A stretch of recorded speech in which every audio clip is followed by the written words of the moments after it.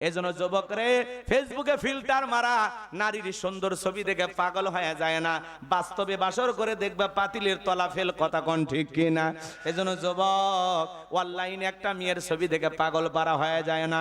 আজকে তরুণ যুবকেরা নষ্ট হয়ে গেছে, অবৈধ প্রেম ভালোবাসায় পাগল পারা হয়ে গেছে। আজকে যুব সমাজকে নষ্ট করার এক নাম্বার অস্ত্রের নাম হলো এই মোবাইল। এই মোবাইলের ওজন কম, কিন্তু মোবাইলের মাধ্যমে পাপের ওজন অনেক বেশি। কথা বলেন, নারী পুরুষ সব মোবাইলের পাগল।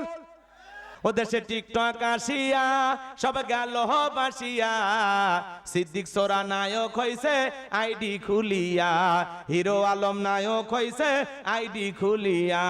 এই মোবাইলে হাই কি জাদু আছে ভাই, পোলাপান বুইজাছে, পড়ালেখা তুইলা রাখছে সপ্তম আকাশে।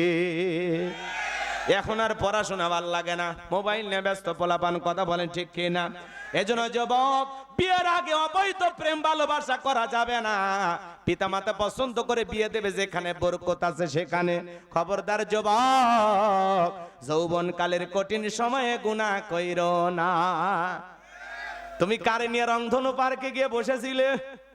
কারে নিয়ে তুমি নাটোরের লালপুরে যাও? কার হাত ধরে তুমি সাফিনা পার্কে রাজশাহী গেছো রে যুবক? রাতের 2টার দিকে কার জানালায় গিয়ে গল্প করলি? কার নিয়ে সেদিন আম বাগানে?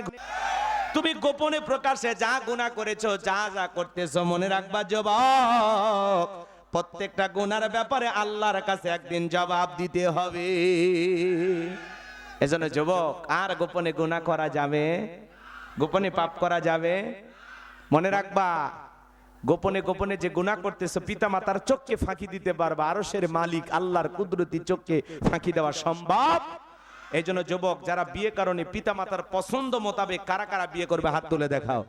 আল্লাহ যুব সমাজকে কবুল করেন, চিল্লা এখন আমিন। তাহলে 4 নাম্বার, ওয়াল্লাযীনা হুম লিফুরুজিহিম হাফিজুন, নিজের যৌবনটাকে সংযত রাখা, নিজের যৌবনটাকে কন্ট্রোল করা। করব তো ইনশাআল্লাহ? তাহলে যৌবনকালে বেশি বেশি ইবাদত করব কার? তাহলে যৌবনকালে গুনাহ থেকে নিজেকে বাঁচায় রাখবো তো ইনশাআল্লাহ? 5 আর 6 নাম্বার গুনাহ বলি, ওয়াল্লাযীনা হুম লিআমানাতিহিম ওয়া হাদিহিম রাউন। 5 নাম্বার হলো আমানত রক্ষা করা। এই জীবনটা আমানত, ছেলে মেয়ে আমানত, স্ত্রী সন্তান আমানত, জানমান আমানত, নেতার কাছে জনগণ হলো আমানত, প্রধানমন্ত্রীর কাছে 18 কোটি দেশের মানুষ হলো আমানত, কথা বলেন ঠিক কিনা? তাহলে 5 নাম্বার আমানত রক্ষা করা, আমানতের খেয়ানত করা না যাবে না। 6 নাম্বার হলো ওয়াদা প্রতিশ্রুতি রক্ষা করা। মুমিন মুখে যা বলে, অন্তরে বিশ্বাস করে, কাজে তা বাস্তবায়ন করে। মুমিন কোনদিন প্রতিশ্রুতি ভঙ্গকারী হতে পারে না। 7 নাম্বার হলো ওয়াল্লাযীনা হুম আলা সালাওয়াতিহিম ইউহাফিজুন। 7 নাম্বার হলো যত্ন সহকারে সালাত আদায় করা। যে ব্যক্তি আসরের নামাজ পড়ে মাগরিব পর্যন্ত মসজিদে মন টাঙানো থাকে, মাগরিব পড়ে এশা পর্যন্ত মসজিদে মন টাঙানো থাকে, যে নিজেও সালাত আদায় করে, পরিবার পরিজন যারা আছে তাদেরকেও নামাজি বানানোর দরকার আছে না নাই? একটা পরিবারে বসেন বসেন, শেষ। 4-5 জন সদস্য সবাই যদি নামাজ পড়ে, ভালো লাগে না খারাপ লাগে? পৃথিবীর সফল বাবা তারা ছেলের হাত ধরে মসজিদে নিয়ে যায় যারা, কথা বলেন ঠিক কিনা? শুধু মসজিদ সুন্দর বানাইলে হবে না, সেখানে গিয়ে সুন্দরভাবে নামাজ পড়ার দরকার আছে না নাই? ছোট ছোট বাচ্চাদেরকে মসজিদমুখী বানাবেন। আজকের শিশু আগামীর বাংলাদেশ, ওরাই হবে আগামীর এমপি মন্ত্রী, কথা বলেন ঠিক কিনা? ছোট ছোট বাচ্চা মসজিদে গেলে অনেক মুরব্বী আছে ধমক দিয়ে বের করে দেয়, কথা কয় না? ছোট বাচ্চা মসজিদে গেলে মুরব্বীরা খারাপ ব্যবহার করে, আছে না নাই? খবরদার মুরব্বী চাচা, ছোট বাচ্চা মসজিদে গেলে ধমক দেবেন না। ও ছোট বাচ্চা দৌড়ঝাঁপ করবে, টুপি জড়াবে, চাদর জড়াবে, মসজিদের এদিক সেদিক দৌড় মারবে, ওজুর পানি নষ্ট করবে, কথা কর না কে? ও 7-8 বছরের বাচ্চা লাফালাফি করবে না। আপনি 70 বছরে 80 বছরে মুরব্বী লাভ দেবেন, আপনি লাভ দিলে আপনার নাট স্ক্রু খুঁজে পাওয়া যাবে। তার জন্মই হয়েছে লাফানোর জন্য। এই ছোট বাচ্চাদেরকে মসজিদ থেকে তাড়ায় দিলে ওরা গাঁজাখোর হবে, ইয়াবাখোর হবে, মদখোর হবে, ওরা ছিনতাইকারী চোর ডাকাত হবে। ছোট বাচ্চা মসজিদে গেছে, ওযু বোঝে না, বলেন যে ভাতিজা আসো, তুমি কোন ক্লাসে পড়ো? ক্লাস 3-তে। এখনকার বাচ্চারা তো কম্পিউটার, জন্ম নিয়ে নাসা বিজ্ঞানী ফেল। যদি বলেন যে ভাতিজা আমি 10 টাকা দেব, ঠিক যেইভাবে ওযু করব যদি করায় দেখাও, 10 টাকা। কয় টাকা? দেখবেন আপনি যেইভাবে ওযু করবেন আপনারে ফটোকপি কইরা ওই বাচ্চা ওইভাবেই ওযু করবে। আপনারে 10 টাকা হাদিয়া, 5 টাকা হাদিয়া দিয়ে একটা বাচ্চা ওযু শিখে গেল। এরপরে রুকু সিজদা বোঝে না, কাছে নিয়ে আসেন, বসে শিখান। আপনি মারা গেলে আপনার জানাজার খাটিয়ার পাশে দাঁড়ায়া, আপনার কবরের পাশে দাঁড়ায়া এই বাচ্চাটা কাঁদবে আর বলবে, এই চাচা আমারে ওযু শিখাইছে, এই চাচা আমারে নামাজ শিখাইছে। ভালো মানুষ হন। মসজিদে নববীতে রাসূল আকরাম সাল্লাল্লাহু আলাইহি ওয়াসাল্লাম খুতবা দেয়, হাসান আর হুসাইন দৌড়াই, কাতারে ফাঁক দেশ এই দৌড়াইতেছে।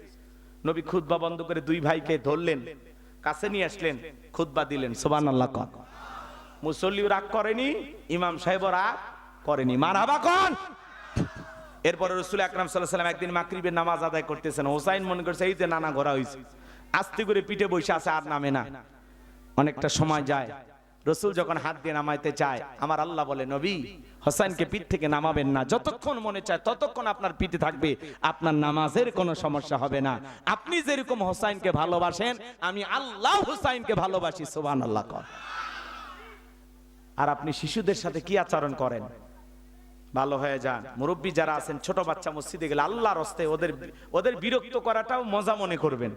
ওরা মসজিদে গেছে মানে আপনাদের ভবিষ্যৎ প্রজন্ম এখনো লাইনে আছে, ভালো আছে। আল্লাহ বুঝ দান করো, জোরে বলুন আমিন। এই জন্য আল্লাহ বলেন সূরা তাহরিমের 6 নম্বর আয়াতে, হে ঈমানদারগণ, হে বিশ্বাসীগণ, নিজেরাও তোমরা জাহান্নামের আগুন থেকে বাঁচো, তোমার আহাল পরিবার পরিজন যারা আছে তাদেরকে জাহান্নামের আগুন থেকে বাঁচানোর চেষ্টা করো। তাহলে শুধু একা নামাজ পড়বো নাকি স্ত্রীকে নামাজে বানাবো? আপনি কেমনে ওই স্ত্রী পাশে ঘুমান যে স্ত্রী নামাজ পড়ে না? কেমনে ঘুমান? কথা কয় না গো, কেমনে ঘুমান? বউরে বলেন, নামাজ না পড়লে তোর হাতে রান্না খাবো না, নামাজ না পড়লে আমি তোমার কাছেও যাব না। কথা কন, খালি ভালোবাসা দিন না। প্রথমে আদর করে বলবেন, বুকে জড়ায় এনে বলবেন, মাথার চুলগুলো নেড়ে দেবেন। কথা কয় না কে? আদর করে বুকের মধ্যে নিয়ে বলবেন, সোনা নামাজ পড়ো, তুমি নামাজ পড়লে আমার ভালো লাগবে, আমার স্ত্রী নামাজি, এটা আমার কাছে আমার আনন্দের বিষয়। কথা কন, বলবেন। মাঝে মাঝে ফজরে উঠতে চায় না, ওযু করে পানি নিয়ে এসে মুখের উপর ছিটায় দিবেন। কথা কয় না গো। তা উঠতে না আসলে পিঠের তল দিয়ে হাত দিবেন, হাত দিয়ে কোলে নেবেন, নিয়ে আস্তে করে ঘরের ভিতরে আস্তে করে দাঁড় করায় দিবেন, দিয়ে বলবেন, সোনা তুমি বাসায় নামাজ পড়ো, আমি মসজিদে গেলাম। কথা বলেন। মসজিদে যাওয়ার সময় ছেলেকে ডাক দেন, বাবা ইউসুফ, বাবা ইব্রাহিম, বাবা ইসহাক, বাবা আব্দুল্লাহ, আব্দুর রহিম কোথায়? বাবা চলো মসজিদে যাই। সন্তানগুলোর হাত ধরে ধরে মসজিদে নিয়ে যান। পারবো তো ইনশাআল্লাহ? এই 7টা গুণাবলী যদি আমল করতে পারে, আল্লাহ বলেন, উলাইকা হুমুল ওয়ারিসুন আল্লাযিনা ইয়ারসুনাল ফিরদাউস হুম ফিহা খালিদুন। আল্লাহ বলেন, তারাই হবেন উত্তরাধিকারী জান্নাতুল ফিরদাউসের, সেখানে তারা চিরকাল বসবাস করবেন। আল্লাহ কোনোদিন জান্নাত থেকে বের করে দেবেন না। চিৎকার মেরে বলেন সুবহানাল্লাহ।